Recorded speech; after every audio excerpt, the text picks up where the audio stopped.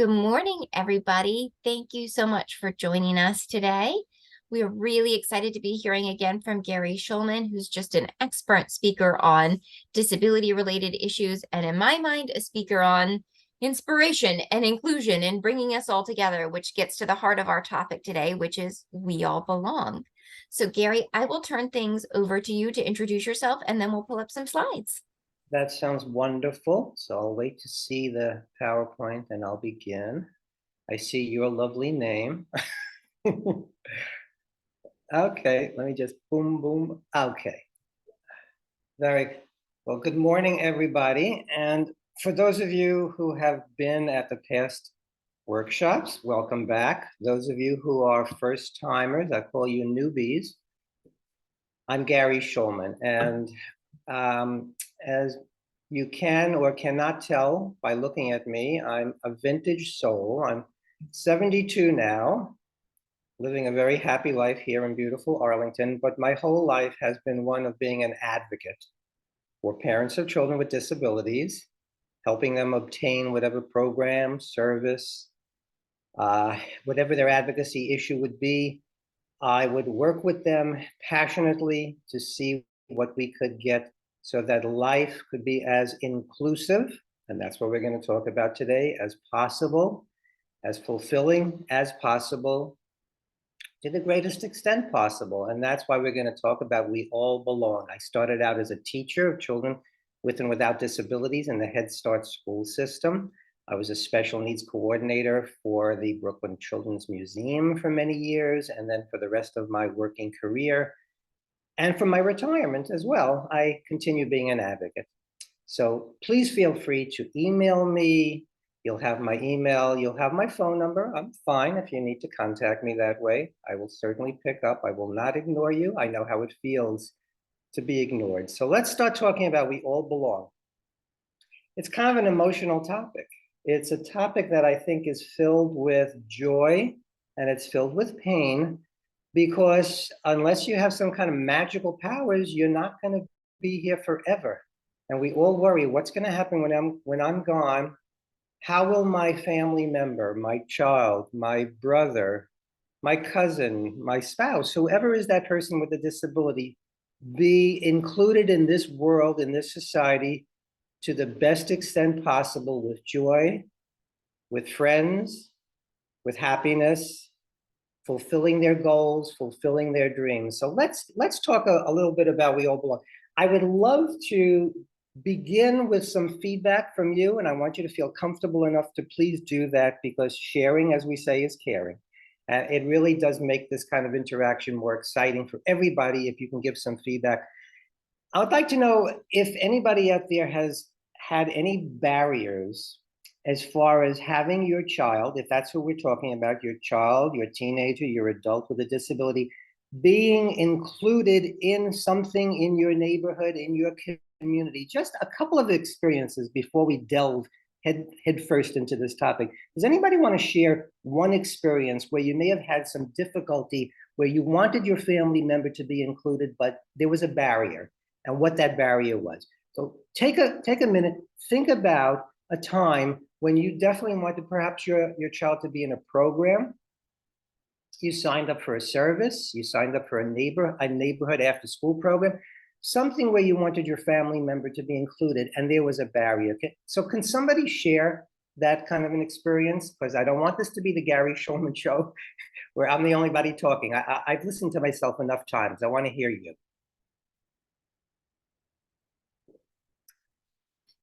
We'll give people just a minute to type in, and I'll be reading what goes on from the chat, but anonymous. Okay. So I won't share your name with it.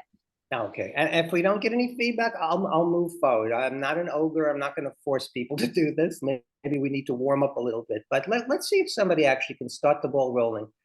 Any kind of an experience where you wanted some inclusivity, you wanted an integration, you wanted your child in a program. Something happened, something stood in the way, and you might be angry to this very moment. Let's talk about it.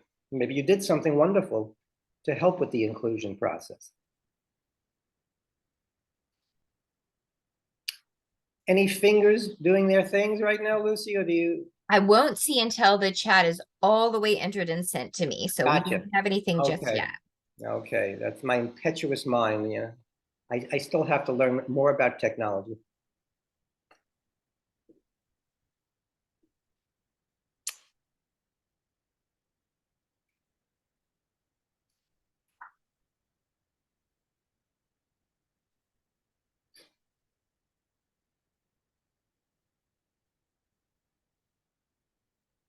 I'll say this week I went to go pick my son up from camp one day, and the camp counselor said, all day long, I kept having to tell him to keep following direct, like get in line, whatever the direction was. Bear in mind, this is a nature camp with like 30 kids. So they are Right. outdoors in the woods. And I said, yeah, for sure. I mean, he has ADHD. There are times that I have to say things many times at home, make sure I have his attention first. And she said, sometimes I have to say things 10 times. And I thought, Mhm. yeah, what parent doesn't have to relate to having to ask for the same thing 10 times? And I Right. thought we were Right. right on the cusp of, if this continues, he can't be here. And we sort of ended on the Really? tone of, oh, well, let's hope tomorrow's a better day.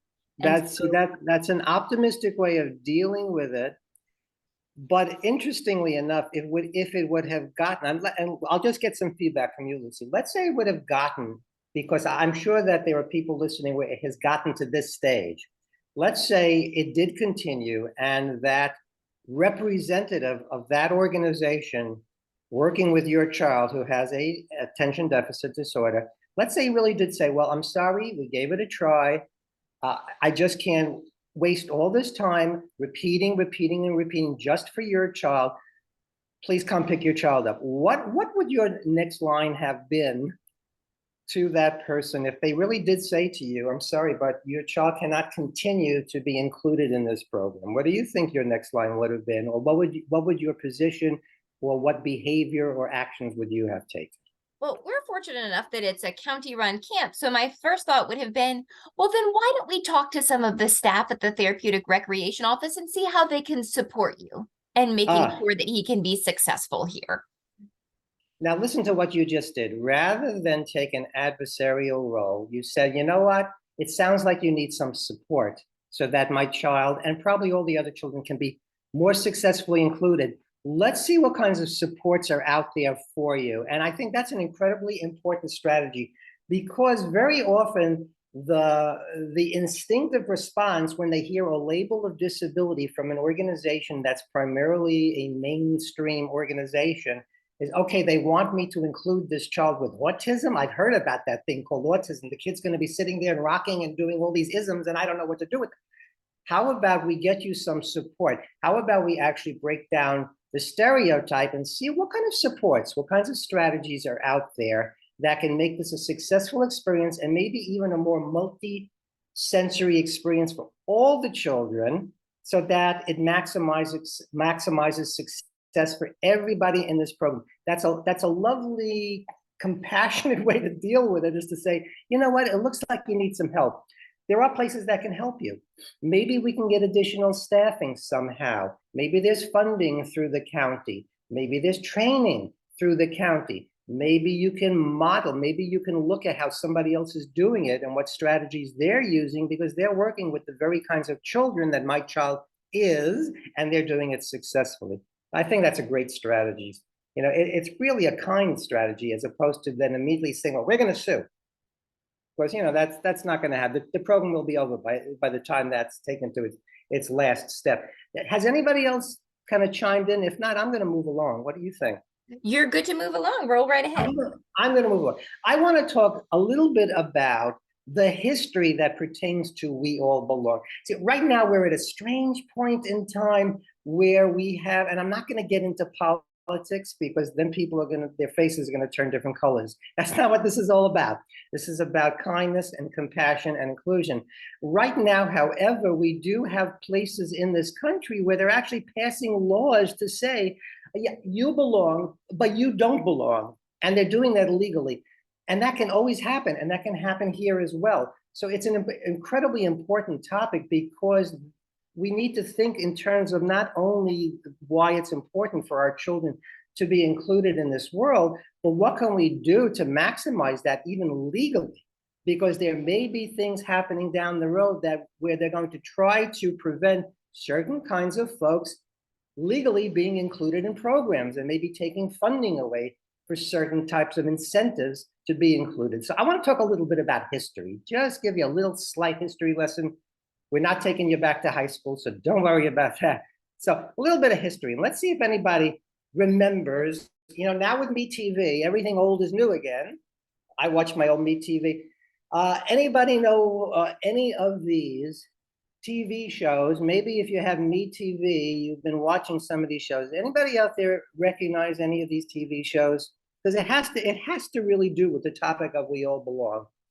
Anybody know any of them? Oh, I bet we'll have some people chime in. I hope.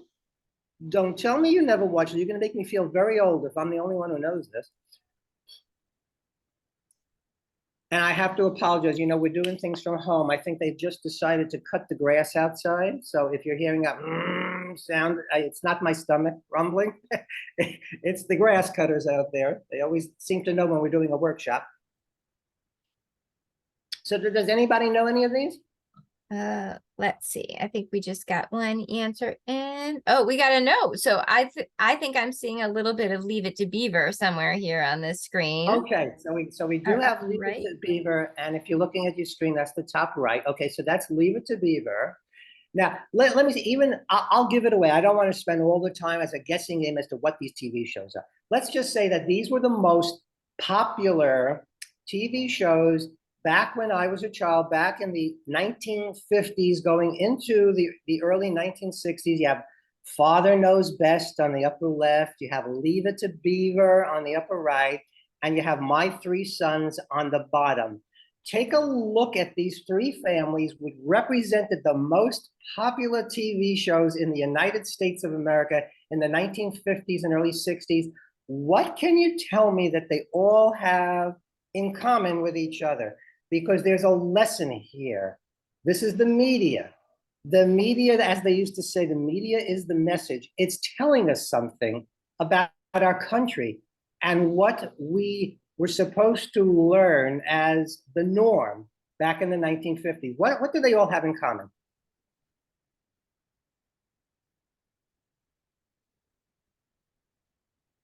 Yeah, I'll lend you my glasses if you need them. Anybody? What are some of the commonalities among these three widely, immensely popular TV shows?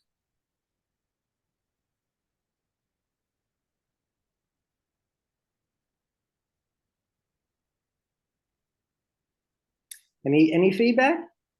Not just yet. I have to say, as someone who does civil rights advocacy in 2023, to see three all white, all typically developing middle class families be the sole representation is hard to swallow. Okay. See, right? now, Lucy, you're younger than I am by quite a few number of years, but a little kid growing up in the 1950s, watching TV, regardless of what color you were, regardless of your ability or disability, regardless of your ethnicity, the media was giving you a message as far as what the expected, appropriate, accepted norm in this country was.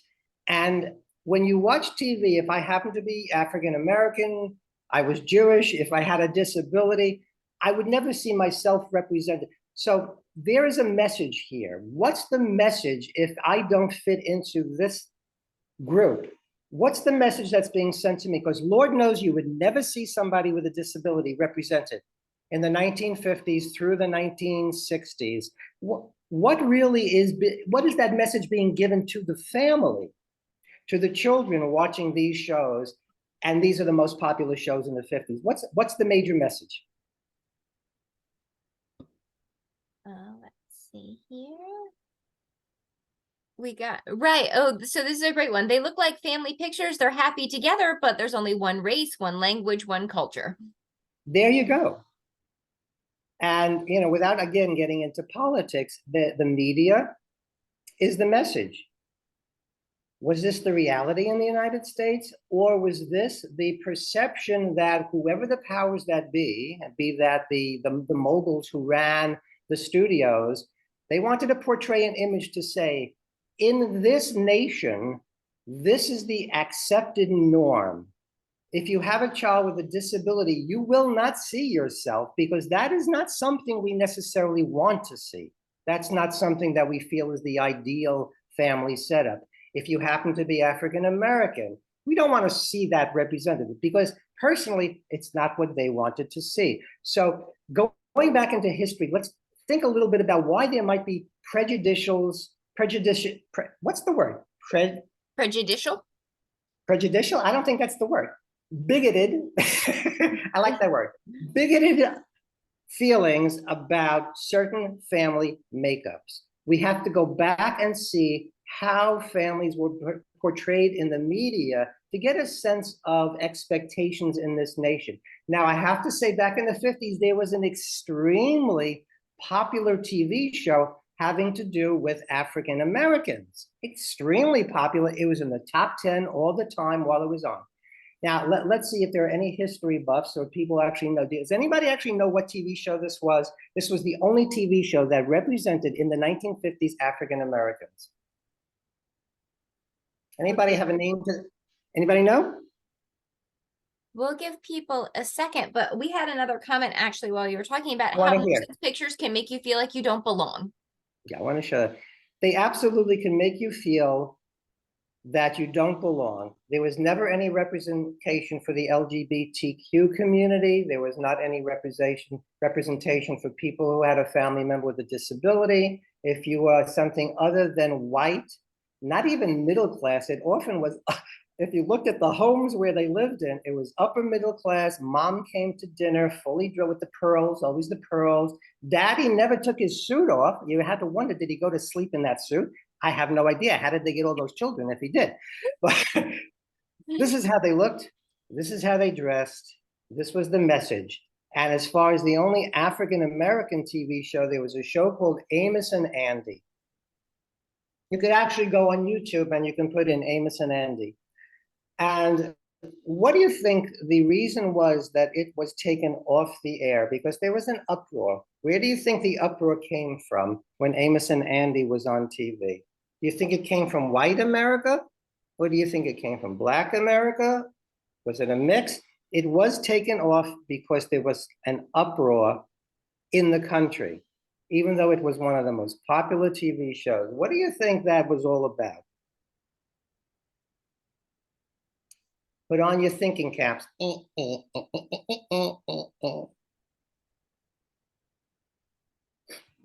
And again, not going to pressure you if you don't want to think about it right now because it's cloudy out and your brain is half working and your child has gotten up at 3 in the morning, which happens, and you're tired. I understand.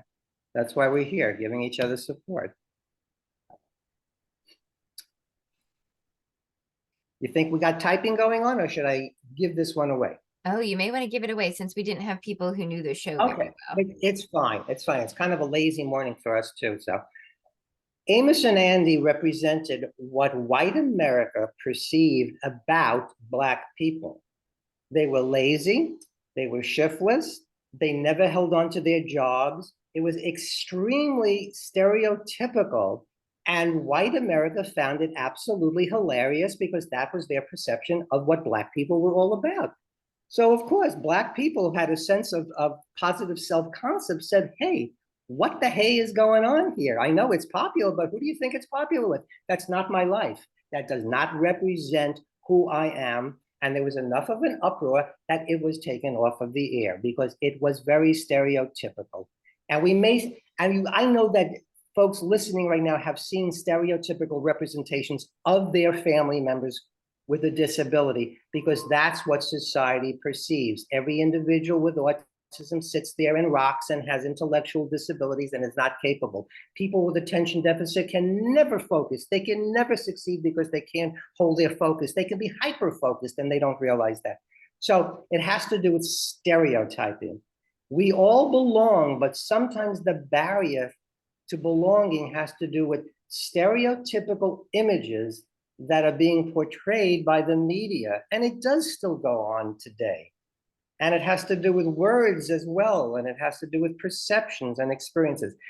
A little more about history, and then we're going to talk about you. Now, there were some shows that represented minorities back in the 50s and 60s. Anybody? I know you know that show on the right because its name is right on. That was certainly one of my favorite shows. It taught all of America to smoke cigarettes, unfortunately, but you know, there's a lot of bad that comes along with popularity. So it kind of showed you the mores that people sort of followed. And because their sponsor was a tobacco company, they were smoking all the time. And trust me, a good part of America in the 1950s was smoking because of I Love Lucy, as great as that show was. Ricky Ricardo, Desi Arnaz was the only Hispanic human being on television in the 1950s. Can you imagine being a little Hispanic child and finally seeing somebody who had an accent, a Hispanic accent, and you never heard that before? Why was he on TV? Because his wife, Lucille Ball, said, I'm not going to do the TV show unless you hire my husband. They wanted her to hire the actor that portrayed her husband on the radio show, who was a stereotypical white Anglo-Saxon gentleman. And she said, but I have a husband. He's a great actor. He's funny. And they said, nobody will watch a show with a Latino man. And I'm sure that's not the word they used. Who knows what word they used? But she wouldn't do the show unless he was on it. So she was the advocate for her Latino husband to be on that show. And we all know the history of I Love Lucy. It's a huge success. We can still watch it. On the left side there, Bonanza did have an Asian, he was Chinese, but again, portrayed stereotypically, he was the servant. So Asian folks could serve the white people. It's all history, but it formulates perceptions. And it makes barriers if those perceptions are then taken into the world in which we live as the realities. And we know they're just perceptions. And then again, then later on in the 70s and the 80s, we had more positive representations. There were shows like Blackish for African-American families. Now, what about individuals with disabilities? Does anybody know about these shows for that represented people with disabilities? Anybody know what the show is like right there on the upper left? I used to watch that show. Any ideas? I'll give people a moment here. Sure. Wonder Years, Glee. Glee. Now, you know what the interesting thing about Glee was? Does anybody know why there was kind of a protest about the young actor there who was using a wheelchair? Anybody know about that individual who was in the wheelchair, using that wheelchair? Did he have a physical disability? Let's see. Oh, another reminder. The other one's Mr. Rogers. Yeah, he didn't have a disability in real life. Okay, somebody said yes? Somebody said he didn't have a disability in real life. Right, he didn't have. Do you think that there were actors who had disabilities who probably could have portrayed that particular role? Absolutely. But the show didn't even conceive of trying to find a person. Can you imagine how monumentally important and how impactful it would have been if actually a teenager with a physical disability was that individual using the wheelchair? He was an able-bodied, typically developing teen. He was great. He was, he was fine in the role. But this was an opportunity to proactively actually use a young person with a disability. They chose not to do that. Mr. Rogers actually did have on his show, one of the first people, a young boy who happened, I believe he had cerebral palsy. And I think that when Mr. Rogers retired, he came back as an adult to thank Mr. Rogers for all he had done. Just to represent someone who looked like him, who spoke like him, who had to use an assistive device in order to succeed and be included in society. So Mr. Rogers was really proactively thinking about, what does this world look like? And if I'm going to have a program that's going to motivate families and children, I have to really look at the makeup of this country in real life. not the way they did it in the early 50s. And then Corky, actually, on the show, I have to even remind you, Life Goes On. I used to watch Life Goes On. He was the first actor with a developmental disability to portray somebody with a developmental disability. He has Down syndrome. And he actually, after the show, became an advocate for persons with Down syndrome. So that was something that was monumental. People finally saw themselves on TV. All of this has to do with having the courage to say, you know what, I'm also out there. Families are a lot more than what we used to represent back in the early 1950s. It is really a fruit salad made up of all different fruits, of all different flavors and all different shapes and all different ability levels. And some I'm going to like and some I'm not going to like and some I might be allergic to and they might give me a reaction, but you know what, I got to deal with them anyway. And that's what started to happen back in the 60s, 70s, 80s, up until today. Now, Oh, Gary, I want to interrupt quickly and say we had a great comment, and I've noticed the same that in the last several months, people are seeing more ads in back to school clothing for children with Down syndrome, kids with sensory needs, kids in wheelchairs, right? Some of that's turning. it's turning. I'd like to think it all has to do with education, sensitivity, people who are more humanistic, running companies. I think some of it has to do with really making wise business decisions. I think a lot of companies are starting to say, you know what? Parents who have children with disabilities have to buy school clothing. They have to buy backpacks. They need to buy sneakers. They have money, and green money talks, you know, and I don't care where it comes from, but I would like to think that they've been educated and sensitized by advocacy organizations like the ARC of Northern Virginia, and where I came from back in New York, it was AHRC and agencies like YAI and Disabled in Action, which fought for the Americans with Disabilities Act. So I think through the advocacy initiatives of these groups and of you, of the parents who are listening right now, who spoke up and say, you know what? Maybe I will choose not to purchase my child's shirt from your company because I've watched your commercials and I see all these, you know, like quote unquote, perfectly looking children. How about having a child with a hearing aid using sign language? How about having a child with an obvious developmental disability, a child who happens to use a wheelchair as his tool to be included in this world, to get around, you know? So yeah, companies are doing that because they know that it's financially beneficial, but I think they have been in some way educated and sensitized to the advocacy initiatives of organizations and through parents. It's a basic human right to be acknowledged for who you are. You know, I wanted a quick story that when I was a child in the 1950s, because again, I'm 72, so in the 1950s, I lived in East New York, Brooklyn. Children believe in inclusion because they don't know anything else. They're compassionate, they're loving, they're caring. They haven't yet been taught, if they're lucky, that differences necessarily are something to be afraid of. When I was a child in East New York, Brooklyn, and I didn't realize this until I was an adult, my two best friends, one was Shlermy, kind of an interesting name, Shlermy, and my other best friend was Dortet. Shlermy and Dortet. I would watch TV shows with Dortet, Fearless Fosdick. Look it up on YouTube. This was a TV show back in the 1950s. I would go to his family store. They had a laundry, and in the back room, there was a little TV, and me and Dortet, we were 4 years of age, and we would watch Fearless Fosdick. And the unusual thing is I never understood a thing Dortet said. He was speaking to me, I couldn't understand anything.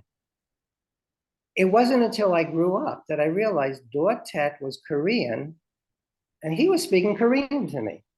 And it just didn't matter because we shared pleasant moments together, and he was my friend, and he looked different than I looked, and his parents spoke differently than I looked and that I experienced. They had different food than I was given at my house. But as a young child, it just didn't matter. I wasn't yet taught that we weren't supposed to belong together. We belonged together. because we weren't yet poisoned by whatever the media and the powers that be do to our brains to say we shouldn't all be included, because we should. My other friend Shlermi, it wasn't until I was an adult again that I realized he was a Hasidic Jewish child.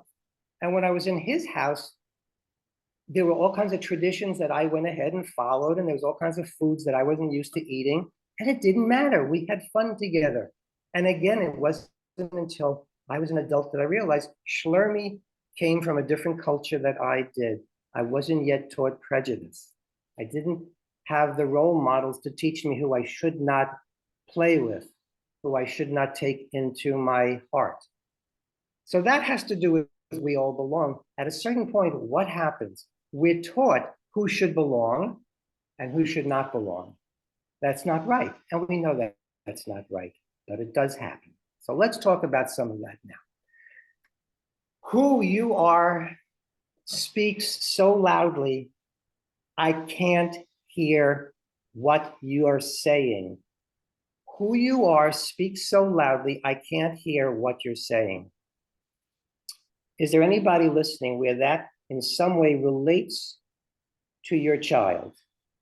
Who your child is, just who your child is, as soon as somebody meets your child, who they are gives such an impression that people are not willing to really hear what they have to say or the essence of who they are.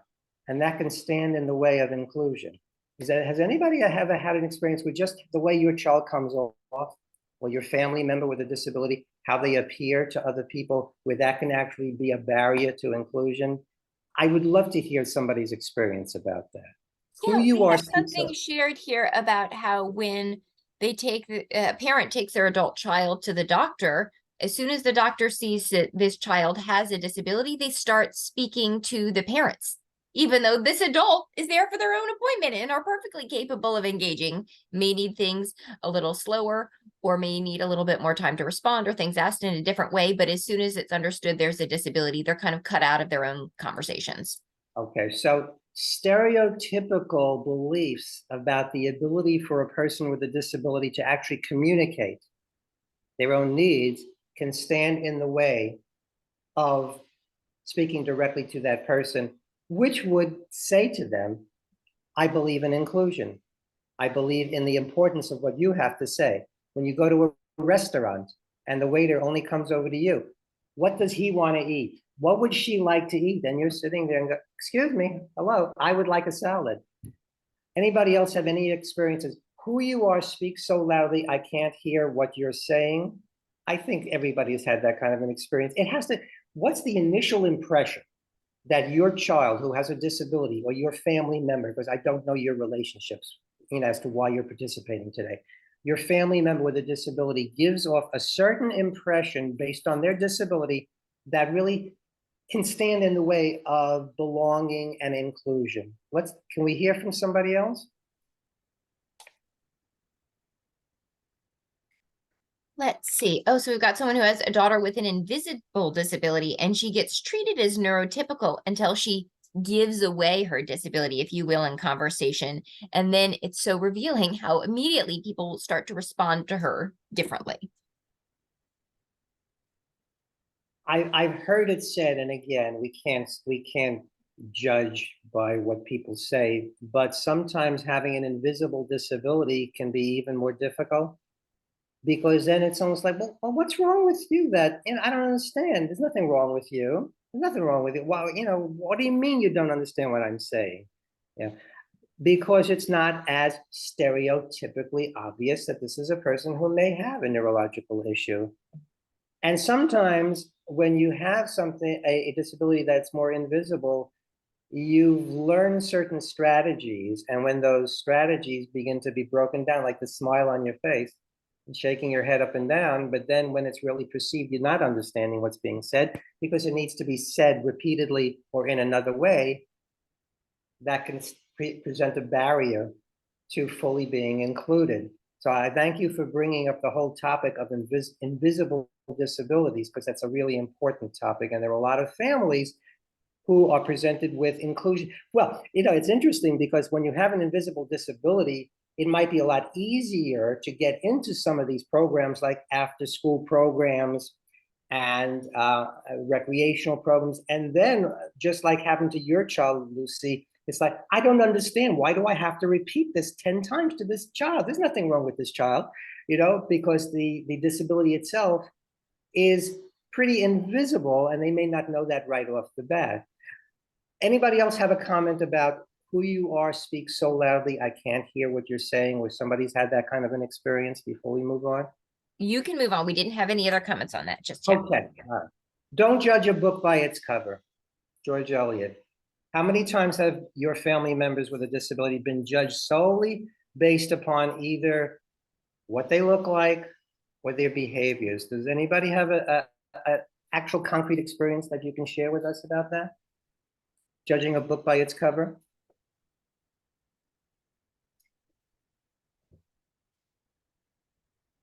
How about you as a parent?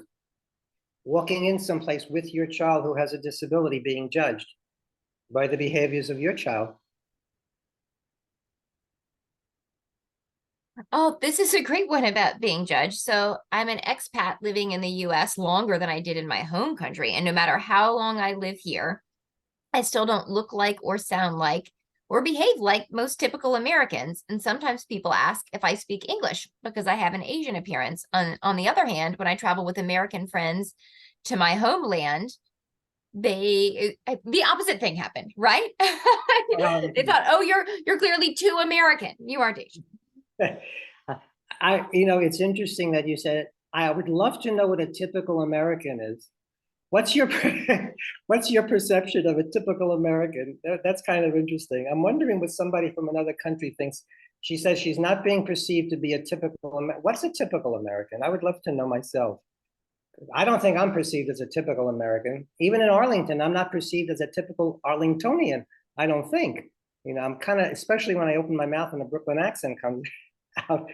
But it goes back to stereotypes. And a lot of our kids with disabilities are stereotypes. Has anybody had an actual experience that pertains to don't judge a book by its cover, having to do with how your child looks or behaves?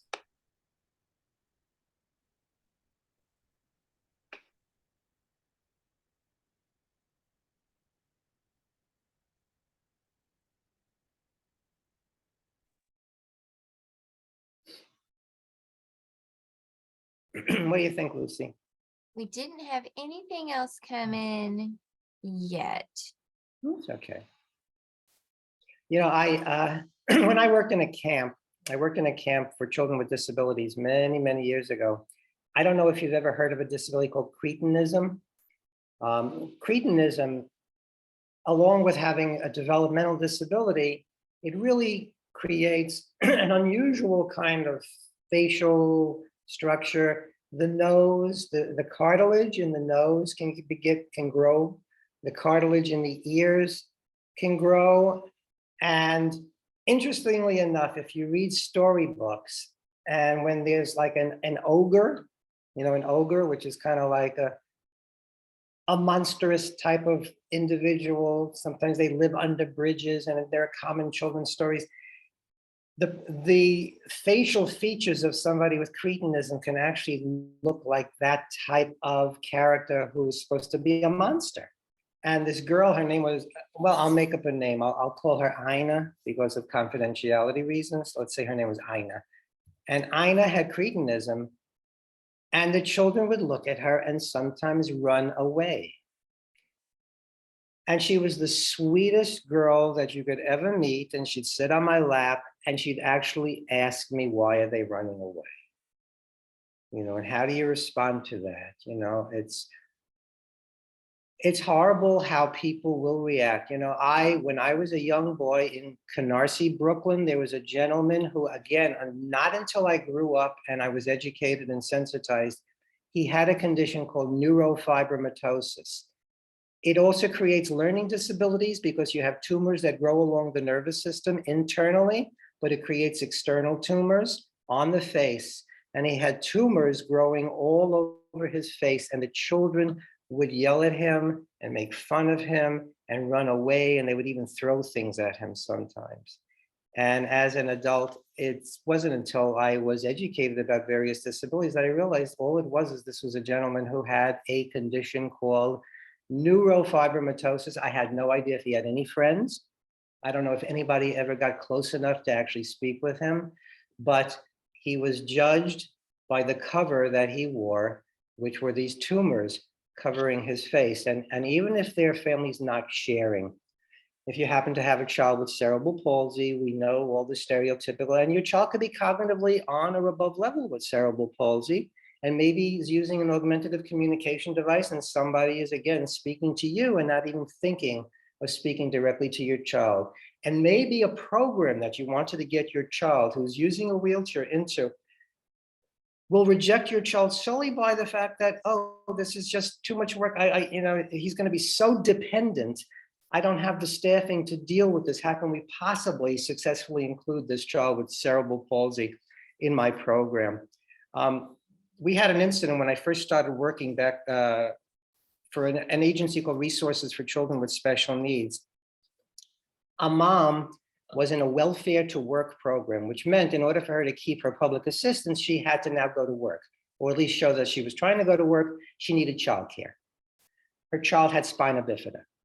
Her child had arm braces. Her child was incontinent at the age of 6.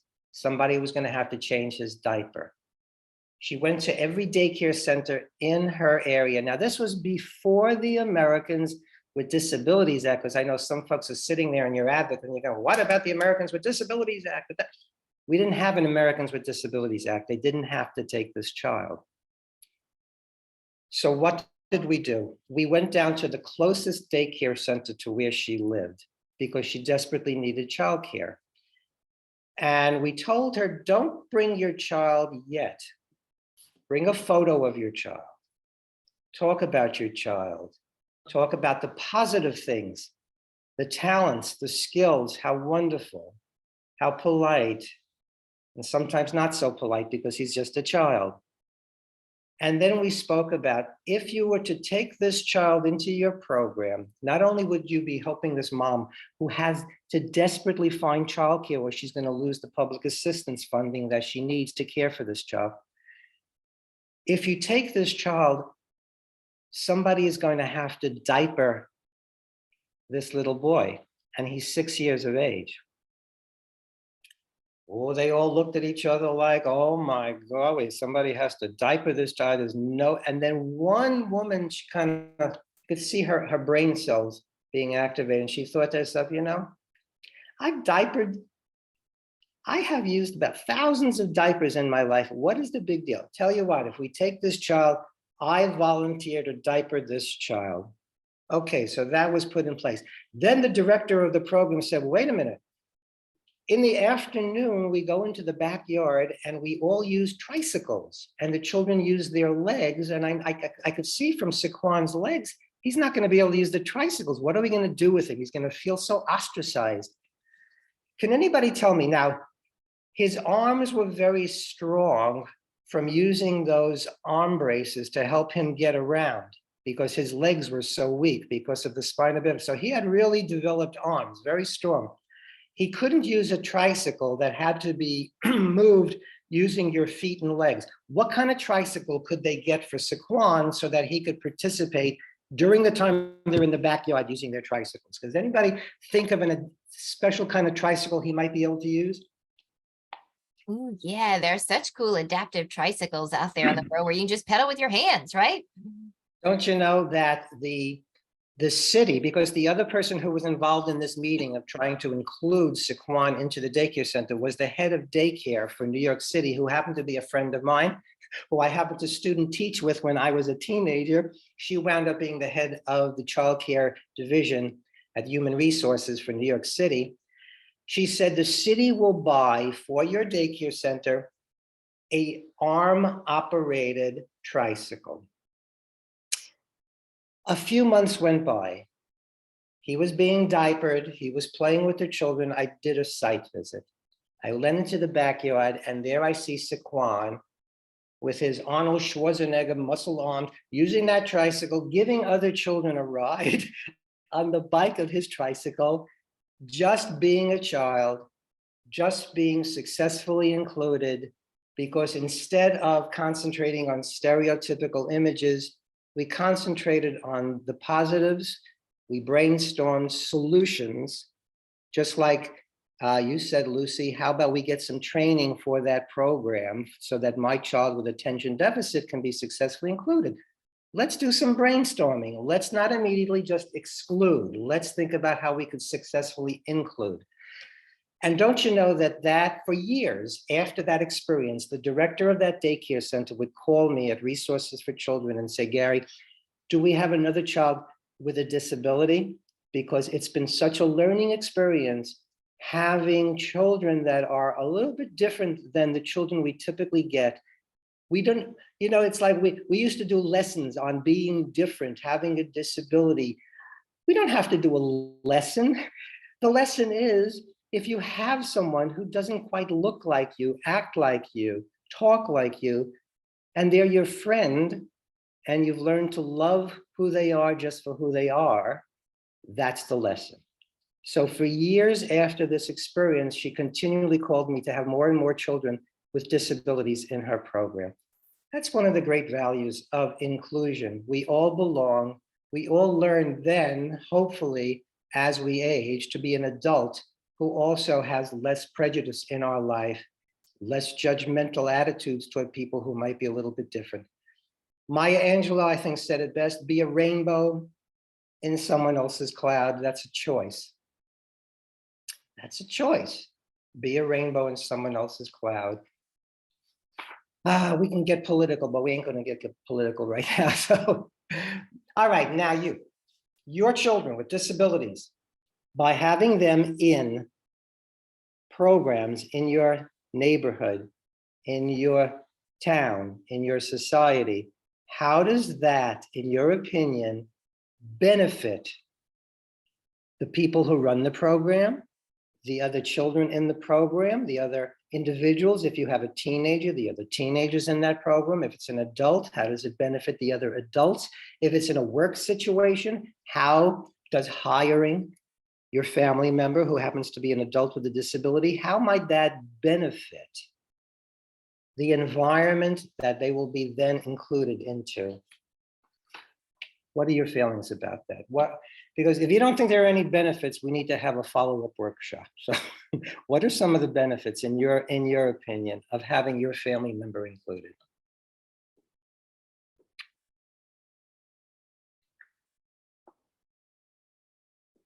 I talk a lot about the benefits of inclusion and having a household with a big range of abilities. I say, like, you want to raise my daughter to be the next generation of social workers, inclusive teachers, neighbors, friends, volunteers. She wants to be next to people with disabilities. She wants to help them. She feels good when she includes them because we're playing to her strengths too. Mm-hmm.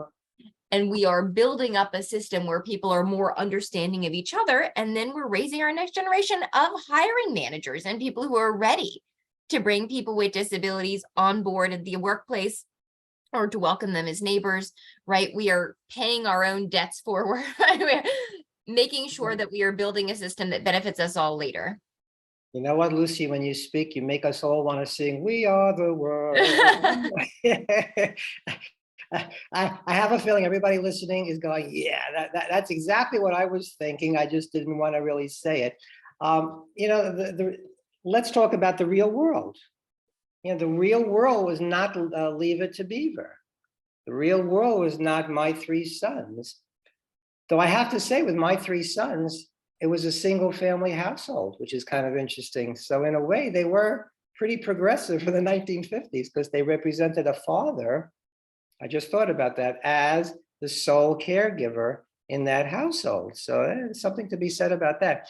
The real world, as you said, Lucy, it's filled with diversity, and your program should reflect and respect and teach about the real world. And in order to do that, you really have to represent that, because there's no better way than to really inculcate compassion, better than just having children with different functioning levels, different backgrounds, different abilities, working alongside each other. And that's the best way to break down stereotypes about individuals, Lord knows, you know, Walt Disney, let's think about Walt Disney for a while. I think children love seeing Walt Disney shows. Whenever I would see a Walt Disney cartoon, very often the villain was represented by somebody who had like an obvious disability. And if you think about it, somebody like Captain Hook, well, Captain Hook was somebody with only one hand, and that was supposed to be very scary. So just having this diversity breaks down stereotypes about what we've seen through the media or what we've been taught. You know, sometimes our families will say something, teach something, and they're not even trying to be mean or insensitive. It's what they've been taught. So now let's give these after school programs and inclusive programs a chance to maybe undo some of that if they can. All children have abilities and all children need help at times. It's an important lesson. It's just a reality. Anybody want to just share how you feel by having your child in a program is going to help the other children in that program, or help the people who run that program? Do we want to get any more feedback from people? Because I know Lucy covered a whole bunch of issues that pertain to this, but is there anything that we're leaving out as far as why is it beneficial for your family member to be included in this world? Oh, we have another great one here about how inclusion fosters compassion. It teaches you about connections and humbles you. And I feel like what we know about people who are happy and successful, they possess empathy. And we get that skill exactly as this person described by being around people who are different, being compassionate, seeing their struggles, right? We are setting everyone else up for success. Well, Lucy, I want you to hire that person. You're looking for a job, ARC can use you right now. Actually, could you run for public office? We need you desperately. So yeah, compassion, empathy.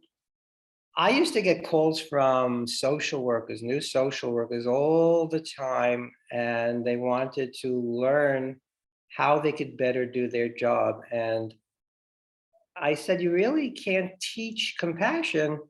It's something that you have or you don't have. Maybe it'll develop after you've been at your job for a while, but first and foremost, you have to have compassion for the families that you're working with, for the children with the disabilities that you're working with. And yeah, I think just by having your family members included in a program, children will develop compassion. When I taught Head Start, we had about 20% children with disabilities. And that was it. They were the friends. They were the friends of the, I hate saying able-bodied, so I won't say able-bodied. We hear it sometimes. But sometimes we hear neurotypically developing. It's okay. Whatever words feel good to you. Children who did not have disabilities, working alongside children who did have disabilities. We had children with autism in the program. We had children with cerebral palsy. Now we had one child who was born without eyes. So they put in 2 prosthetic eyes, and every morning the children would go get their names and they would put it on the name board to show that they were here that morning, and Elise would get up. Well, how would she know where her name was? She couldn't see. So that a child would go near the board where the names were and would clap, and she would follow the sound of the clapping, and then she would feel with her hands, and then she would feel her name, which was written in Braille. Simple little things you could do, and she would hang her name up.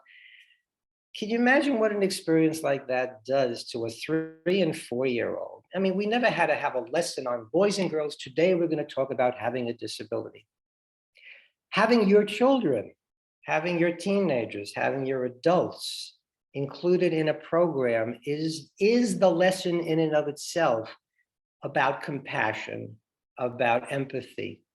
Let me ask you this. Can your family member with a disability also be a pain in the behind? Can your family member be mean, be nasty, be everything that every other human being tends to be at times? Of course they can. And that's part of the stereotype. I hear all the time, and it kind of drives me crazy. Every child with Down syndrome is the sweetest, kindest, most compassionate.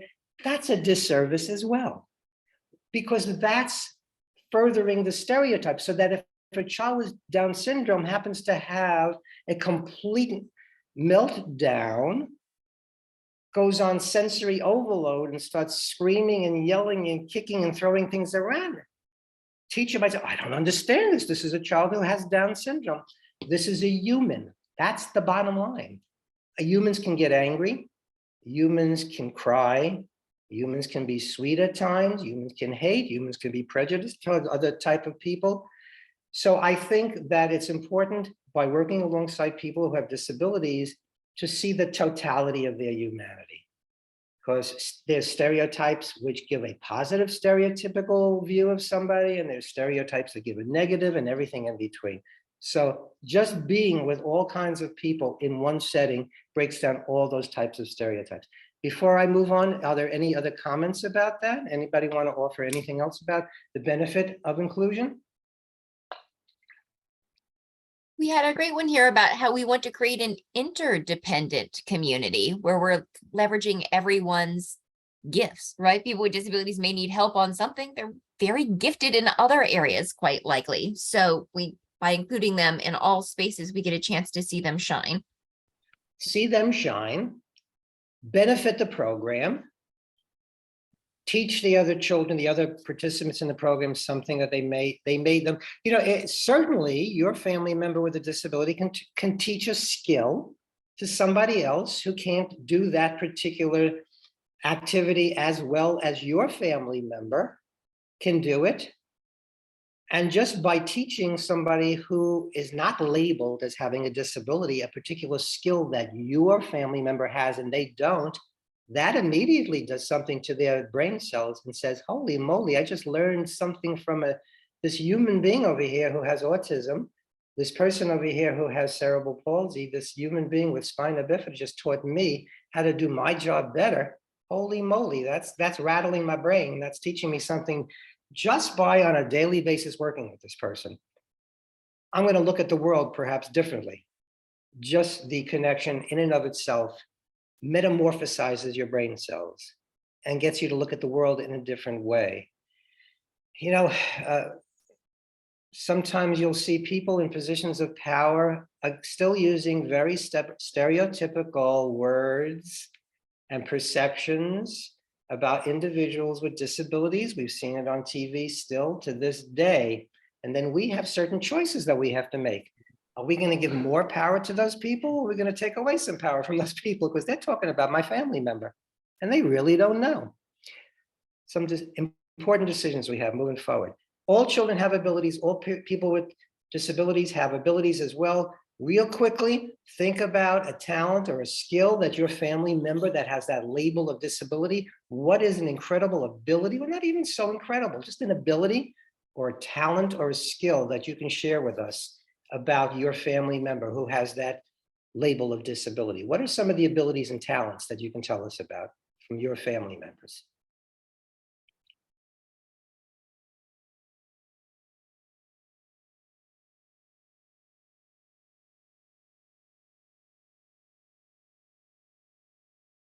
Any fingers typing, Lucy?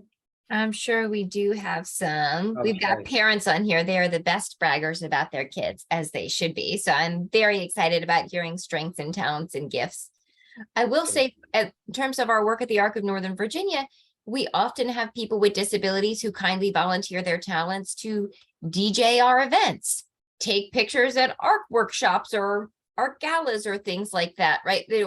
Those are obviously very artistic talents, but those are some of the ones that we have benefits of seeing all the time. Oh, we have someone who's got a loved one who's incredibly caring and has a great memory, which is a gift I am jealous of. You know what? Yeah, the older I get, I would love that gift. But you know, we have technology, thank goodness. Now we put everything into our little iPhones.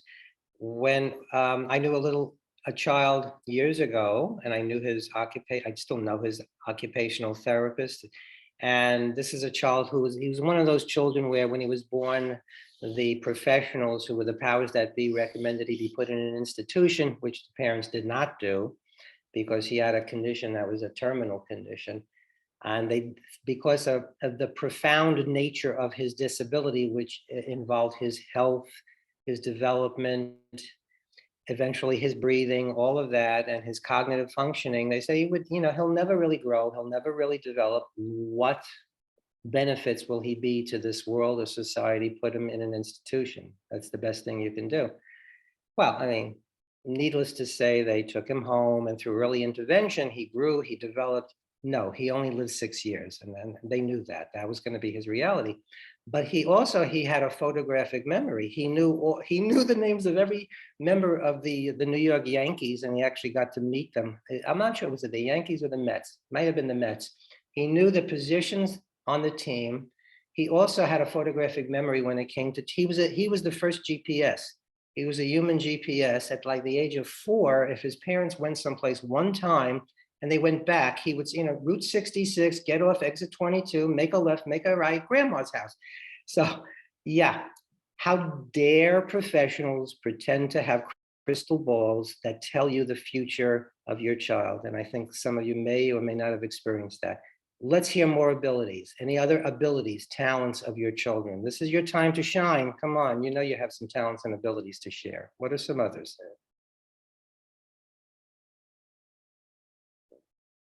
Maybe we only have one person listening, Lucy. What do you?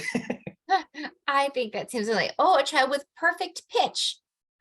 Oh, That's so much so that her music teacher could use her daughter as the tuner. isn't that wonderful? Perfect pitch. Well, I mean, the creative arts has been miraculous as an avenue for success for so many persons with disabilities. I mean, we know that. You watch America's Got Talent. There's always somebody with a disability. They sit down at the piano, and all of a sudden, there you go. It's, oh my God, how do they do that? They listen to a song one time, sit down, they're playing.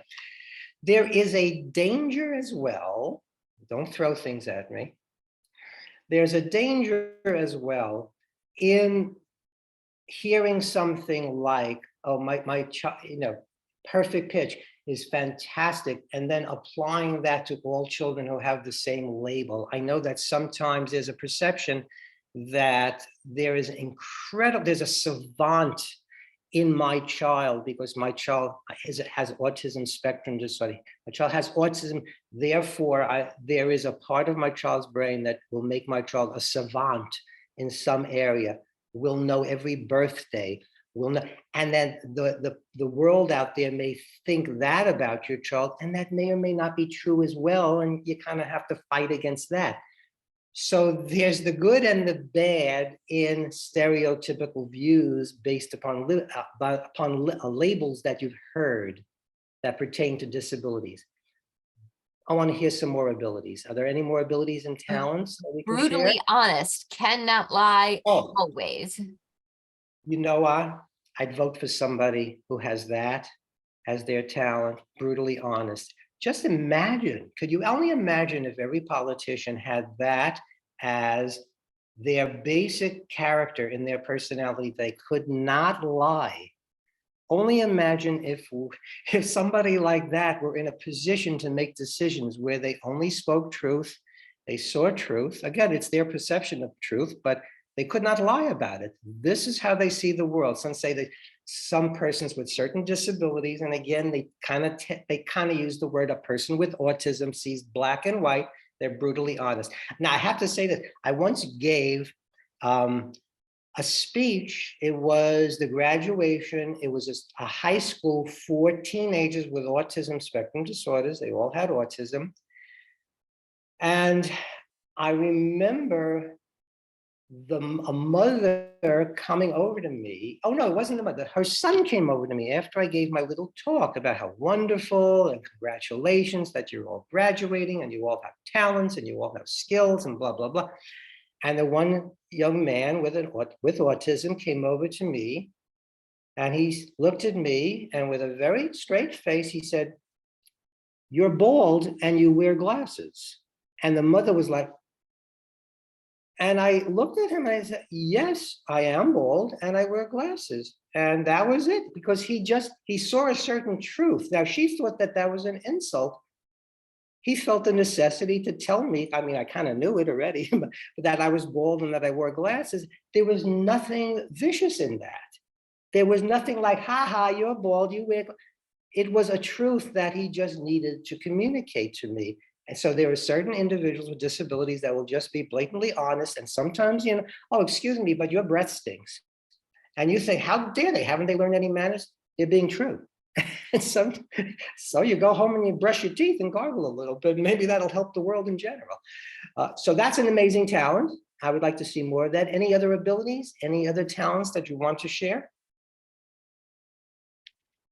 Yes, we've got lots. She can read an entire page of a book and take a mental picture of it, remembers birthdays, awesome artist using her mouth as opposed to, I believe, as opposed to using hands to hold brushes or materials. Amazing. And we know that that can lead to a career. I'm wondering I wonder how old that person is. And I wonder if some way that has led to some future career or a current career. See, this is the thing that I would love you to focus on. Do not assume that the abilities and talents and skills of your family member who has a disability label, do not assume that those abilities and talents are known to the organizations, to the schools, to the agencies, to the adult centers that are working with your family members. Because that could be the future opportunity, the future pathway to independent living, to a future job, by them knowing the skill and the talent, because then the creative professional will think, well, let's see, this person has a photographic memory. This person has a passion, actually can communicate in some way with dogs. I don't know how, but there is an empathy there that I have never seen in a human being, and they are just so attracted to this person. How can this lead to, how can you use this passion, which happens to be an ability and a skill, how can this lead to a future work opportunity, which means maximizing the possibility of independent living?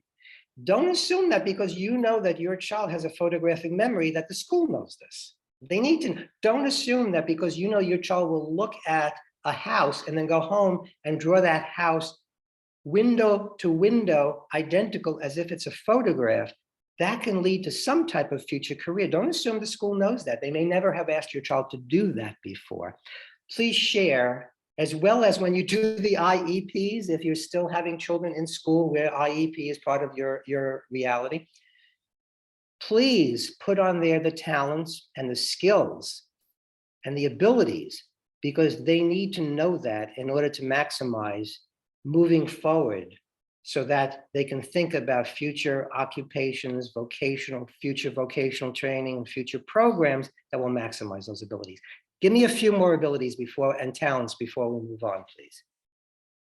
Let's see. Oh, this is a great one. My child does everything as it has been told at the beginning with no diversion. So you got to teach it right the first time. But if you do, it will always get done right going ahead. So tell me one time and tell me right, and that's it. Can you imagine the employers who would love to hire somebody like that? This is what you need to do. This is how you need to do it. And this is how you always need to do it, so it's done right. How many workers will hear that and then go ahead and screw up the project? That individual, where that is a skill and a talent, will hear it one time, and for the rest of the time that person is on the job, that will be done absolutely correctly. I used to do a bulk mailing when, you remember bulk mailings before we had technology, we would have to sit down and put labels, mailing labels and stamps on envelopes. And I worked with this teenager. He was the son of the director of the program. He also happened to have autism. And it's as if his brain was a ruler.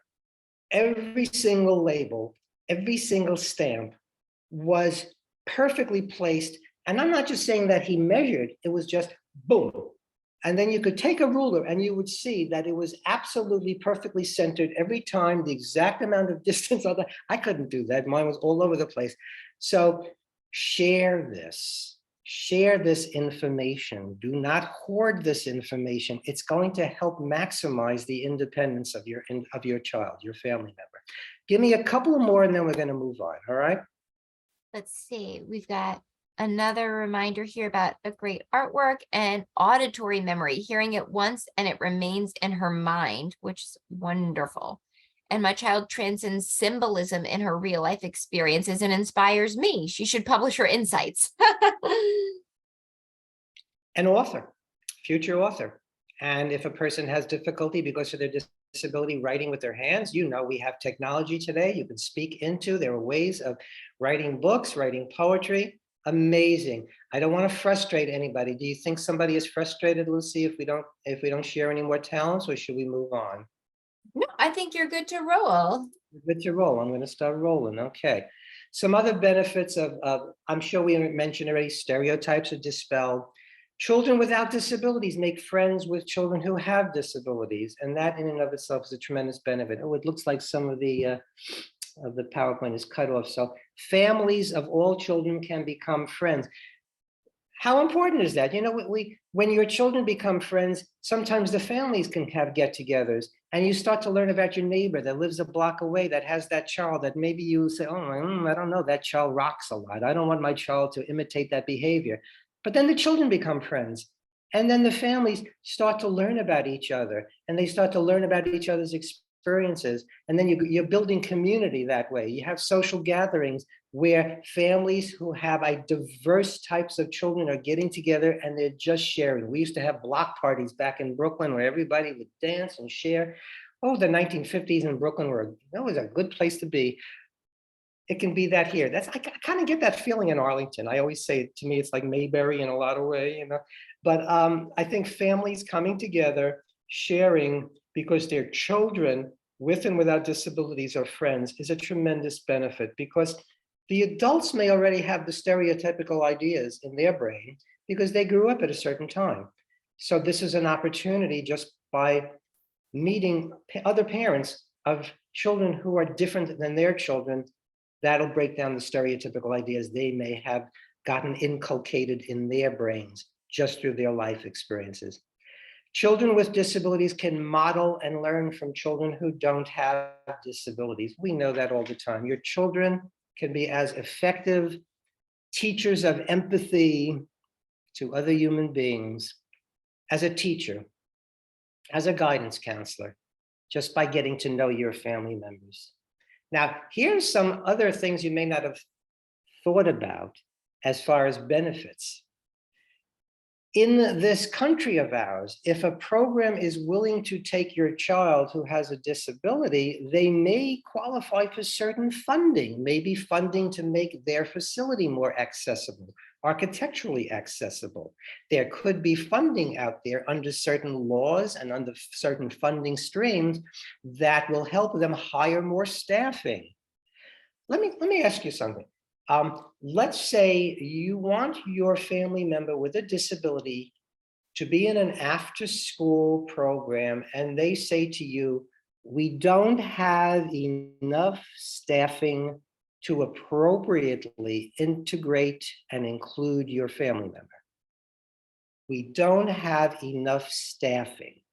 What's your response if the only barrier they're saying, oh, we'd be willing to work with him, but we really would need more of a one-on-one, just like he gets in school, just like he gets in that adult program, he kind of has a one-on-one. We don't have that, we can't take him or her. What might your response, your comeback be to a program that you know would be wonderful? It's an art program. Your child has incredible talent and passion for art. You know that it would be a successful experience, but they're saying to you, we need more staffing. What might you suggest to them? Because sometimes you have to be the person who educates them. What would you say?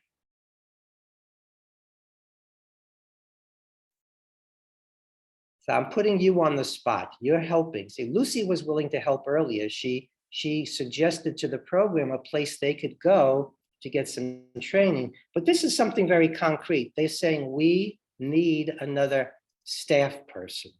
What might your suggestion be so that your family member could be more successfully included? We had a simple one. Then you hire more staff, right?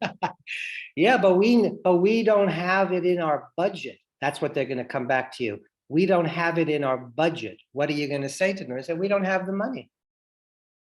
Right. What an opportunity for problem solving. What do we have? Can we use technology? Can we use a one-time device that can give prompts, that can help send signals? Can I offer a free training to your staff to help things be more successful? Can we leverage other kids in the camps and the talents they have? Oh my goodness. See, there's a certain assumption that they're making. Their assumption is that in order to successfully include your family member, because your family member with a disability has a one-on-one helper in school, that necessarily we're going to have that here, which we know is not necessarily true, especially if it's a program that's focusing on your child's talents, skills, and passions, be it art, be it music, be it physical education, be it tumbling, acrobatics, science, making robots, making rocket ships. Maybe they don't, because maybe there it's your child's talent and skill and ability that will preclude them from needing a one-on-one staff member. But let's say some of you are sitting there and you're thinking, you know what? I wouldn't feel comfortable unless my child or my teen or my adult with a disability had a one-on-one. I don't think I would be comfortable. I think they do need that. So let's say that is for you a reality, be it a perceived reality or an actual reality. What other suggestion might you make to the program where the end result could be they might possibly get another staff member to work with your family member? I know that's kind of a difficult question. How can they actually possibly get another staff person, a human being? A good thought about, like, can they look to grant funding? All right, so maybe we have to speak to the people, the development people in our organization, and say, listen, they can start by certainly educating, though I would think in 2023, they're already educated. Listen, we have this little thing called the Americans with Disabilities Act. We don't want to say to this family, I'm sorry that that's what's standing in the way. We need one more human. Can you find a particular grant, a funding stream where we can hire someone who's already trained? Okay, so that's one really good possibility, is turning to the development staff to get somebody else. Something else, I doubt very much you're going to come up with something that I actually experienced about how this program was able to get a caring, sensitive human being so that a child who was deaf, who used sign language, could be integrated into their program. Any other suggestions? Because let me give you a hint.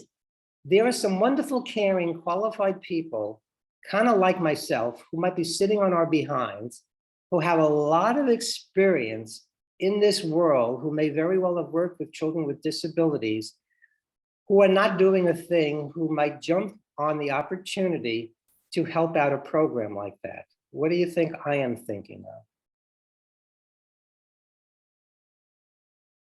Just look at my head and check out my wrinkles. Any ideas? Don't have anything yet. Okay, I think you're being very kind because you think that I'm 30 years old. Mhm. So let me tell you what happened. Now, this was back in New York. So maybe what I'm going to do is I'm going to plant a seed so we can encourage a program to start here. And you know what? Maybe, Lucy, maybe you know that it does exist here. Back in New York, we had a program called the Foster Grandparents Program. And we actually had an after-school program that was willing to take in a child when nobody on their staff knew sign language. And, you know, yes, you could teach. When I worked at the Brooklyn Children's Museum, I taught all the children simple signs. I taught them the finger spelling alphabet so that they had that basic skill. But not every program is so creative. They tapped into the Foster Grandparents Program, and they were able to find a senior citizen, such as myself, who knew sign language, who jumped on the opportunity to work one-on-one to help this child who used sign language as his primary mode of communication to be included in that program. There are retired teachers, there are grandparents, there are senior centers that do volunteer opportunities. There are high school students who are required to do community service. There is a pool of talented, possibly already trained people that this program, wanting to include you, a family member, may not know about. And you know what? You could plant the seed to start programs like that, especially something like a foster grandparents program. What do you think about that idea? Something like a foster grandparents program? There are definitely some collaborative programs where they have senior citizens reading to preschools, preschoolers going to visit senior citizens, things like that. But certainly it could be expanded. And we had someone chatting not just about senior citizens, but people at the end of college looking to beef up that resume and get some real world experience. That's a great one. Absolutely, and we have really energetic young people have not been burned out by life yet, who might be future teachers, educators, future guidance counselors, future social workers, who very well may be able to, for that particular season, that session period, get some kind of benefit to their schooling, some type of credit if periodically their instructor comes in, observes them, almost like a student teaching. So there are creative ways of helping that program obtain more staffing. If that is truly what's needed, we can do that. Any other ideas before we take a little journey? There's a great suggestion here about experiential learning. Speaks to me to work smarter, not harder, right? Just practice doing real world things like you do with everyone else. It doesn't have to be separate or different or a slowed down curriculum, right? Just include. Let's learn it all together in real world kind of situations. It's interesting because, the next point here is that everyone benefits from more creative teaching and a more multi-sensory approach. So by doing things in as many ways possible, differently, using all the senses, being creative, everyone's going to benefit, and that's going to help you more successfully include not just somebody who has a label with disability, but that child who perhaps has not yet been labeled, never will be labeled, or just a child who is neurotypically developing, who just benefits more from moving their body around more, using all of their senses more, rather than just story time. It has to be 15 minutes of sitting on a floor. How about we act out the story? How about the child who can't sit for 15 minutes and a couple of his friends actually are acting out the story as you're reading the story? Somebody is drawing a picture as you're talking of their impressions of the story. So I like that comment. It's just trying to be more creative in general. And I'll say, when I was young, going to college, we used the term VACT, visual, auditory, tactile, kinesthetic. If you include all of those modalities into how you work with persons in general in a program and use all the senses, everybody benefits. So I really like that feedback. Another benefit of including your family member, it's the law. Should that ever be the first reason that you walk into a place and say, I demand you take my son Silas into your program or we're going to sue? You don't want to do that. Push come to shove, it's important to know what the laws are. Okay, who can tell me the biggest law that says, yes, your family member has a right to be included? We all belong. That's what the law in essence is saying. What's the law of the land when it comes to the civil rights of a person with a disability? We'll see. Oh, someone wanted you to repeat the spell out for VACT. And if you could do that while Oh, we of are course. I am. Sometimes I speak like this. So you have to tell me to slow down. V like in Victor, A like in Apple. Visual order. Okay, K like in kangaroo, T like in Thomas. Visual, auditory, tactile, kinesthetic. Okay, learning through visual, auditory, tactile, and kinesthetic. So when I was being trained to be an educator in early childhood, we were always told, in whatever you do, try to involve all the senses. And we have other senses we've discovered, like proprioceptive sense now. And a lot of our kids on the spectrum, their sense of where they are in space. Sometimes we say, well, why are they so clumsy? And it has to do with this proprioceptive sense of where I am in my universe and how comfortable I am walking forward, and my perception of what's to the left of me, what's to the right of me, my balance. That's the proprioceptive sense. We were a little simpler when I was in college. It was the visual, auditory, tactile, kinesthetic, VACT. Well, that visual auditory kinesthetic, yeah, that, VAKT, VA. So I hope I didn't speak so fast that you couldn't get it that time. All right. It's the law. What's the big law of the land? We need to know it. Not that you should ever have to use it, but who knows? Sometimes push comes to shove. You may have somebody who's ignorant about the laws and you need to educate them. What's the big civil rights law that says your family member and anybody with a disability has a right to be included and cannot be discriminated against just because of that label of disability? How dare you? What's that law called? Yeah, there's some good answers here, all of which kind of depending upon setting are true. So Americans with Disabilities Act, the Individuals with Disabilities Education Act that applies in schools, and Section 504 of the Rehab Act that applies to lots of places that get federal funding. That get federal funding, right. Sometimes a program that is 100% religious program with religious affiliation, and that's all that they're about. Sometimes they're exempt. Sometimes you have to kind of look at who they're actually serving and do they really fall into that? Because sometimes a program like that will say, well, we don't have to do that because we have a religious affiliation. It's not often that simple. You're gonna have to kind of look at the nature of who they're serving and how they're serving it and where they're housed. Are they housed in a public facility, not just a religious entity? So yeah, so we have the Americans with Disabilities Act. We have Section 504 of the National Rehabilitation Act of 1973. There are many, many, many housing rights laws. Every state has their own. Every county has their own. There are some national ones, but there are various laws. There's IDEA, the Individuals with Disabilities Education Act, that pertains to the school system. Up to the age of 21, your family member has a right. So yeah, know the laws. It's a 55,000, unless they raised it. I don't know, Lucy, maybe you're more up on this. Last I heard that if somebody blatantly violates your family member's rights under the Americans with Disabilities Act, it can lead to a $55,000 fine. That should never be the motivation.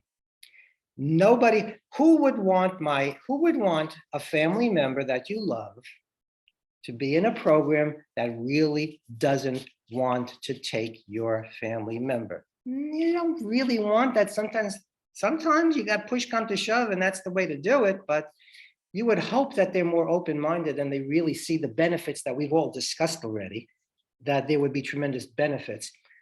But sometimes, depending upon how much of an advocate you really want to be, sometimes your family member is going to be that first person who happens to use a wheelchair that's in that program, or has whatever label they're afraid of that's going to be in that program. In Staten Island, I had a mom who called me in tears and she said, there's a free after-school program in my child's school. And they told my child, we can't take you because we don't take the kids in special education.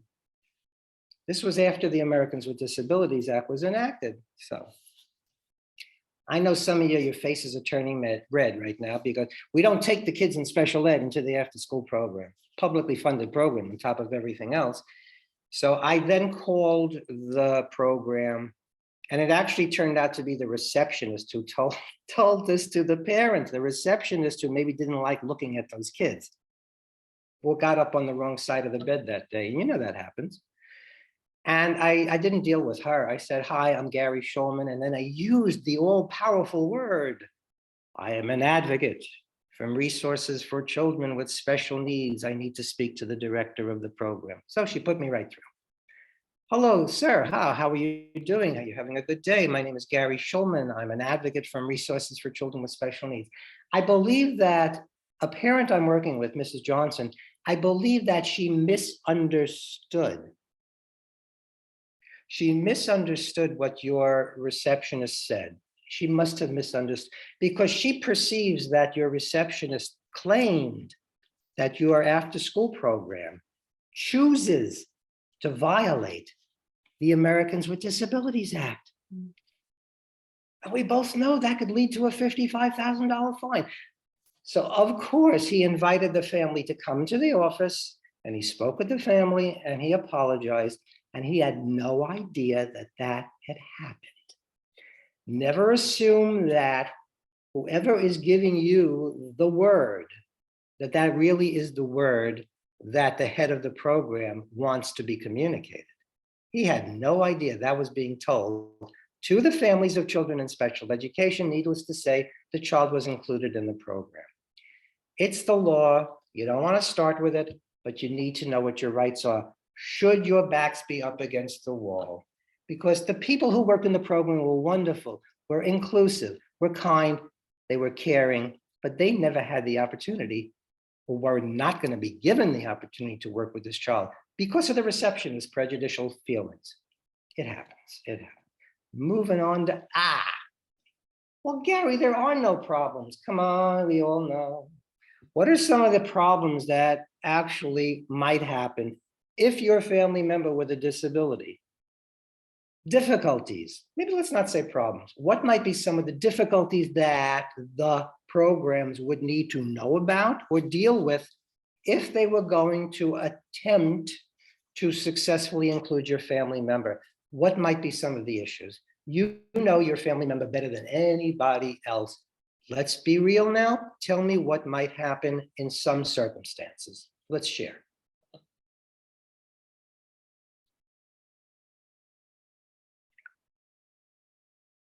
The triggers, the things that upset or overwhelm them. The triggers. This child, it is my feeling this child is not having a tantrum. Somebody give me another word. If I said that this child possibly has a disability and is in a program and this is happening, this may not be a tantrum. It might be perceived as a tantrum. Well, give me another term that might pertain to what's going on here. Ooh, this child's having a hard time. This child's feeling overwhelmed. This child is not being heard. This child's struggling to communicate. Sensory overload. Yeah, overwhelmed. Right. Yeah. Lots of good ones here. Child's melting down too much, too much. Lights, guess what? You got fluorescent lights. They started to flicker. So that could be like a dart going off in his brain, that all of a sudden the fluorescent lights are starting to flicker, depending on the sensory issues of this particular child. The group leader just put on some loud music while there's the clatter of blocks in the corner kind of tumbling down, while another child is in the corner of the room screaming, and this is all going on at the same time.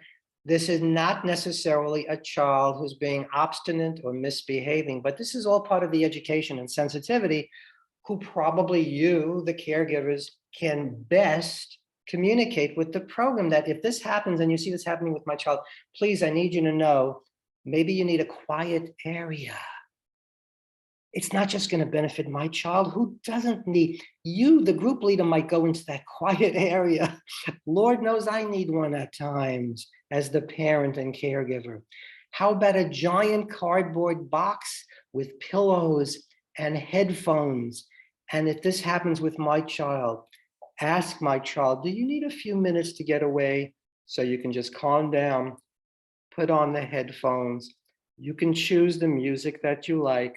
You can choose a storybook that you like. And then when you're ready, come out and join us. Who wouldn't benefit from that? Oh, Lord, all the children would benefit, all the members of that program, if there was a getaway. So there are certain misconceptions about behaviors and what the meanings are behind those behaviors. It's not misbehaving. It's everything you said. It's a form of communication. And Lord, there are children without labels of disability who are doing this, and they too are not having tantrums. They're having meltdowns from sensory overload. It happens to all of us. Sometimes you just got to get away from a place. I have walked into restaurants where I immediately get my behind out of the restaurant because I'm there and I want to speak to the person that I am with, and I can't because the music is boom, chicka, boom, chicka, boom. Ridiculous. I would love to do an orientation with people who own restaurants and tell them, you need to have, if you want to have music, it needs to be quiet. And how about having the lights at the level where people can see each other and see the menus? Common sense things can work for everyone. And that's a kind of a bottom line. Sometimes it's just common sense that will help your family member be included. And we really brought that up earlier. Let's talk a little bit about, you've already brought this up, and I apologize if my face or anything, I'm not sure if it's blocking, but it says behind every person with a label of disability is a person with an ability. And again, I recognize, and some of you are sitting and going, oh Lord, that's not my child. You know, that's just, I've yet to discover what those abilities are. If you can tell me what those talents and skills are, because I'm kind of suffering through that. So please, I understand that. And I'm not saying that your child is a savant. Maybe it's yet to be discovered. Maybe in your lifetime, it'll never be discovered, but there is some ability. There is a talent, there is a skill. There's something your child, your family member with a disability can do well, maybe even better than a neurotypically developing person. This gentleman has no arms. That's the painting he does with his mouth. There's a calendar and then an organization of mouth and foot artists. And I used to always show it to the children at the Brooklyn Children's Museum. And then they would go ahead and draw pictures with their toes and with their mouths just to see that they too could do that. There is great learning in showing, you know what, don't assume you can't do that. The human creature is amazing when you put your mind to it. There are all kinds of things you can do as opposed to immediately saying, I cannot do it. So this is an individual who does all these works of art with his mouth. The young child on the left, he was too young to perform in a lot of the clubs he wanted to perform in. He has cerebral palsy, and he's older now, so I guess he's performing, but he's an amazing comedian.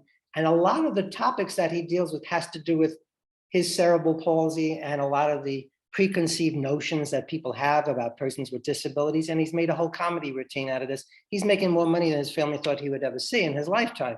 So he's a comedian, that's his talent.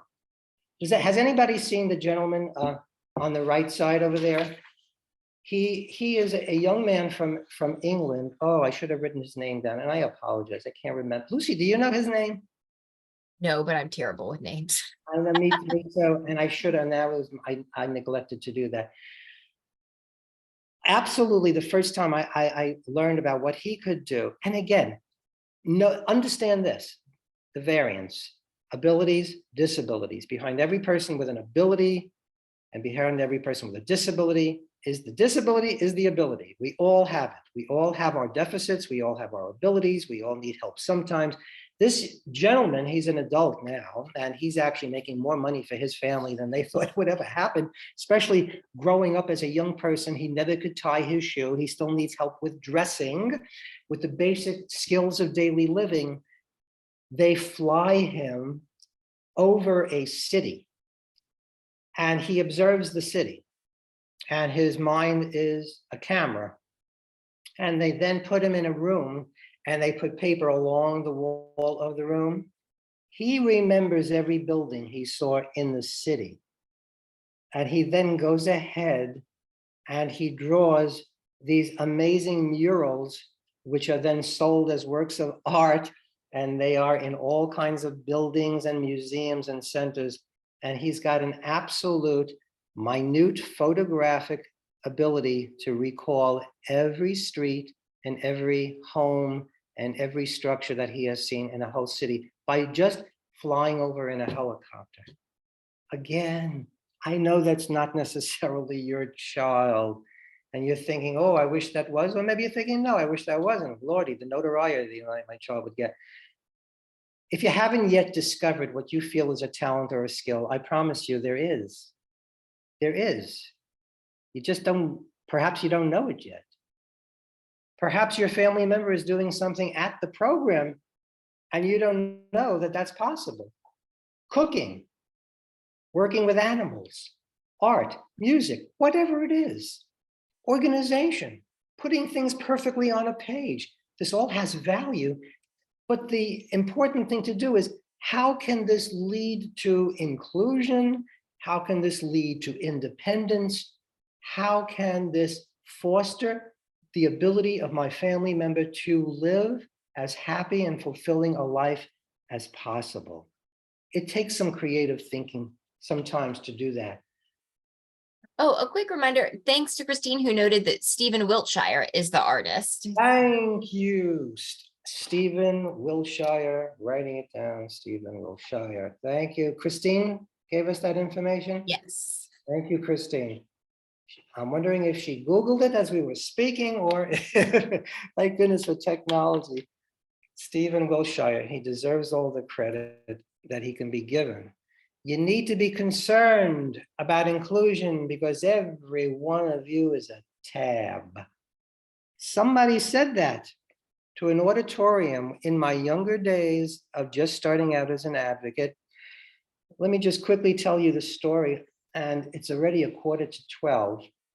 So this might be the last story for today. And if you have any final sharings that you want to do, please, you're going to be given my email, my phone number. Communicate with me if you'd like to. Communicate with Lucy. If this has piqued your brain cells, if it's given you something to think about that you haven't thought about before, if you need to share so everybody can benefit, please do that. Some people are shy and they don't want to communicate now, and I understand that, and that's fine. So I attended a workshop, and we knew that the person who was going to be giving the workshop, and we were all advocates in the field, was a person with a disability. We didn't know what kind of disability, but we just knew it was somebody with a disability. The workshop was going to start at 10 a.m. It was 10:10. It was 10:15, 10:20. We're all getting like, oh, what's going on here? How irresponsible, and where is this person? And da-da-da-da. And then the back of the auditorium, the doors open up, and there's a gentleman, and he has arm braces, and he's walking very slowly, very, very slowly down the aisle. And he finally gets to the podium, and he's looking at everybody in the auditorium, and he looks at all of us, and he goes, I'm sorry that I'm late.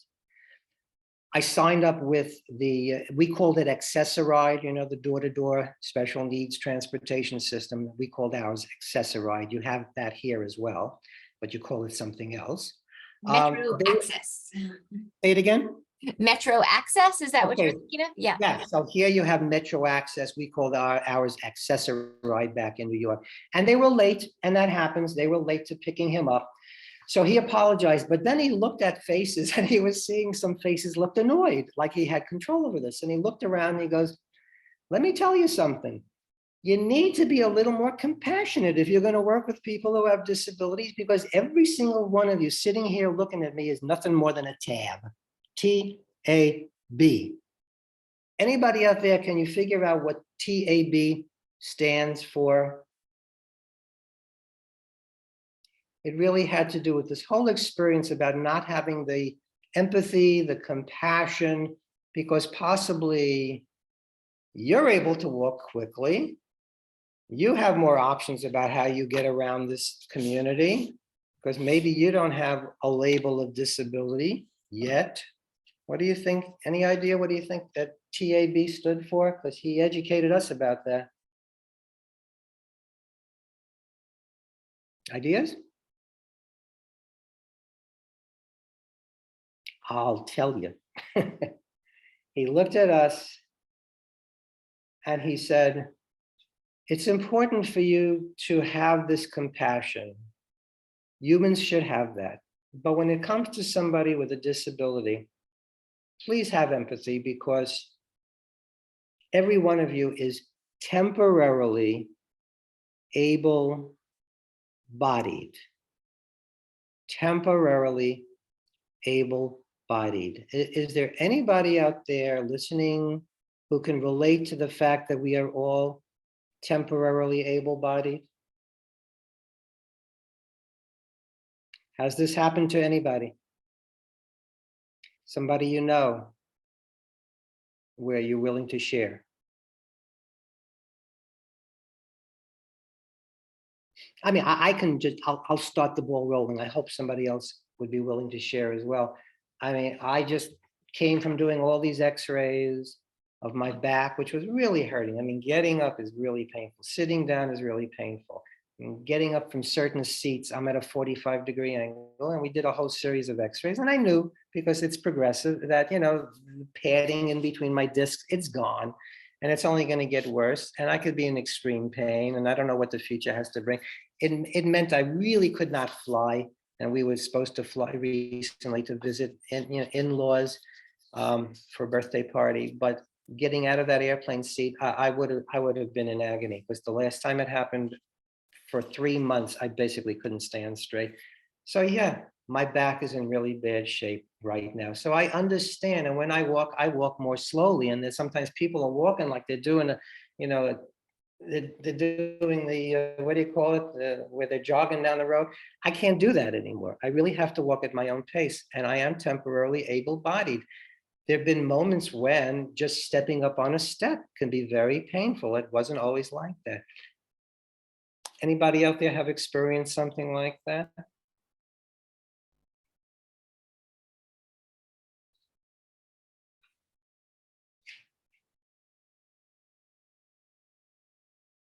I'm Oh, glad if you look here. haven't. Oh, yeah. So the older I get, the more my health begins to impact my life. And I suddenly find myself requiring the kinds of small accommodations I never considered before.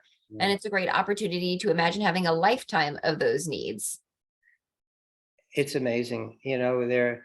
Could you imagine when we didn't have the laws that said you need to make this building accessible, and you show up with your child who happens to be in a wheelchair, and there were those 10 steps because it's an old building. And you think, but this is the school on my corner. This is my child's school where all his friends go. And if it was back in the early 1970s or 1960s, they could say to you, well, sorry, we don't have to do anything about that. Um, well, now maybe I'm the person in that wheelchair and I want to go to my local library, and there are 3 steps and there's no accessible entrance. And this is my local library. You're going to tell me I have to go 10 miles out of my way because this very library is not accommodating to now what I have as a disability? It gets you thinking about the world differently. But this gentleman was right. We're all temporarily able-bodied, even if it's just through the aging process. We learn that, wouldn't it be wonderful if that person who's walking too fast would just slow down and realize, but you know what? They don't know I have a bad back. I got to tell them that. And then you have to hope for that empathy. You have to hope for that kindness. And if they've gotten to know you as a human being, you're going to get it. Why does it help for your family members to be included in this world? Because everyone at a certain point in their life is going to need that compassion that comes along with needing accommodations. It happens to every one of us at a certain point. And the right way for human beings to be is empathetic, compassionate, and kind, because we all truly do belong. Are there any questions? Is there any feedback? Are there any further thoughts that you'd like to give before we say goodbye to everyone? Just some great reminders here about a husband in his 40s who was a wrestling champion and a deadlifter and is now an amputee, right? And how all of us are feeling our age a little bit more. And that really creeps in on us, even if there's not a drastic change that happens. That's right. Look, you can wait. We all know this. This is not a surprise. You can wake up this morning and something can happen. We've had friends who have had strokes. We've had friends who have had car accidents. And these could be people who couldn't give a rat's behind before and maybe it's just been an inconvenience for them or they get angry that somebody with a certain disability is going to the front of that line, because they need the accommodation and they can't stand for too long. So how dare they be given the privilege of entering into that show, into that play, into that movie theater before me. And now all of a sudden you're saying, Lordy, now that's me. And these people are looking angrily at me, and these people are calling me names under their breath. Or perhaps I have one of those invisible disabilities now. Maybe I have had a stroke and I still look the way I always look, but boy, neurologically and my ability to focus and think and figure things out, or even to just stand in one place for a very long time, but they don't know that. They think I'm trying to take advantage. So yeah, we're all tabs. We're all temporarily able-bodied. We all need compassion. And the more that your family member with a disability is included in this world, the better the future will be for all of us. And I think that's the bottom line. Everybody benefits. Everybody benefits. Any other further thoughts before we say goodbye for the day? Oh, yeah. So this is a great final thought that people touched by disability begin learning humility and patience long before the rest of us. They really are our best teachers here. And we give an amen to that. And Lucy, I think that's all that I have to say for today. Anything else that you'd like to tell everybody? I just wanted to thank everybody so much for being with us here today. If you're watching this presentation later on, you can always reach out at the arcofnova.org/answers and send me a message there to get a copy of the recording if you're having trouble finding it, or a PDF version of the slides or anything else. But just a final huge thank you to Gary for being so generous with his time and expertise and energy that I think benefited us all today. Thanks everyone for being here, and have a great day. Bye-bye, everybody.